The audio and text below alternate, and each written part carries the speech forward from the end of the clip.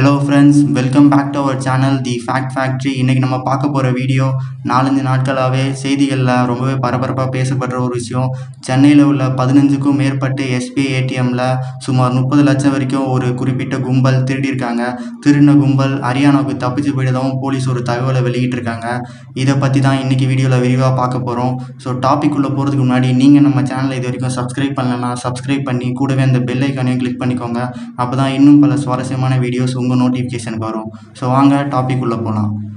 கடந்த ஒரு வாரத்துக்கு முன்னாடி, அதாவது இந்த மாதம் 17ஆம் தேதி, சென்னையில் உள்ள ஒரு SBI ATMல சுமார் 1.5 லட்சம் பணத்தை நூதன முறையில் 2 கொள்ளையர்கள் திருடியதாக ஒரு நியூஸ் ஸ்ப்ரெட் ஆச்சு.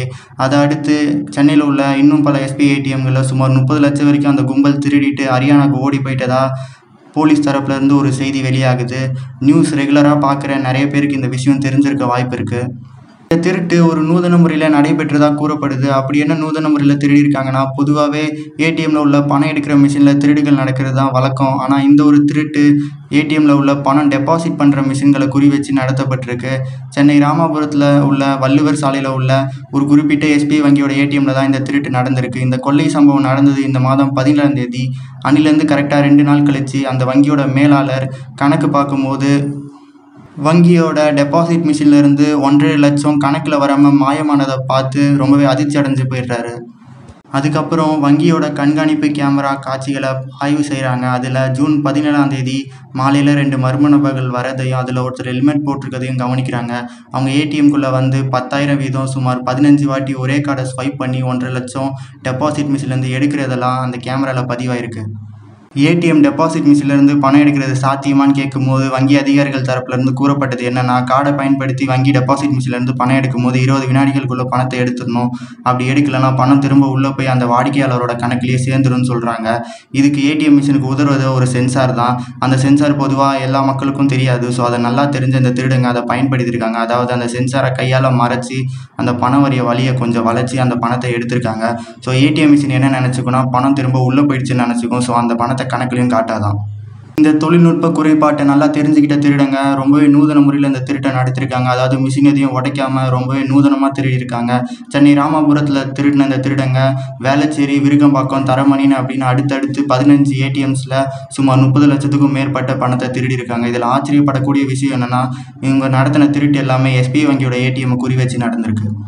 அதுக்கப்புறம் SBI வங்கி தரப்புலேருந்து போலீஸாருக்கு புகார் அளிக்கப்பட்டிருக்கு. போலீஸாரும் விசாரணை ஆரம்பிச்சிருக்காங்க. முதற்கட்ட விசாரணையில் இந்த கும்பல் டெல்லியை சேர்ந்த கும்பல்னும் கடந்த வாரம் சென்னைக்கு வந்து ஒரு பைக்கை வாடகைக்கு எடுத்து ஒவ்வொரு ஏடிஎம்மாக திருடினதும் தெரிய வந்துள்ளது.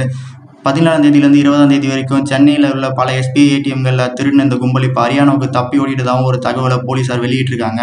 கூடிய சீக்கிரமாகவே இந்த கும்பலை நாங்கள் பிடிப்போன்னு தமிழ்நாடு போலீஸ் உறுதியளிச்சிருக்காங்க. இதை தொடர்ந்து இந்த நூதன மோசடியை தடுக்க சென்னையில் உள்ள SBI ATMல உள்ள டெபாசிட் மிஷின்லேருந்து பணம் எடுக்கிறதுக்கு தற்காலிகமாக தடை விதிச்சிருக்காங்க.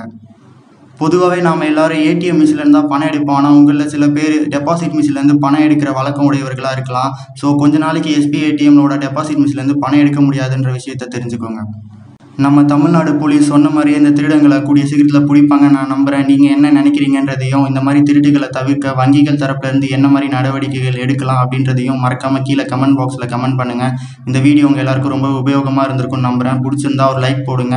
உங்கள் ஃப்ரெண்ட்ஸுக்கு இந்த மாதிரி வீடியோவை ஷேர் பண்ணுங்கள். அவங்களும் இந்த மாதிரி செய்திகளெல்லாம் தெரிஞ்சுக்கிட்டோம். நீங்கள் நம்ம சேனலை இது வரைக்கும் சப்ஸ்கிரைப் பண்ணலன்னா சப்ஸ்கிரைப் பண்ணி கூடவே அந்த பெல் ஐக்கனையும் கிளிக் பண்ணிக்கோங்க. அப்போ தான் இன்னும் பல சுவாரஸ்யமான மற்றும் இது போன்ற உபயோகமான வீடியோஸ் உங்கள் நோட்டிஃபிகேஷனுக்கு வரும்.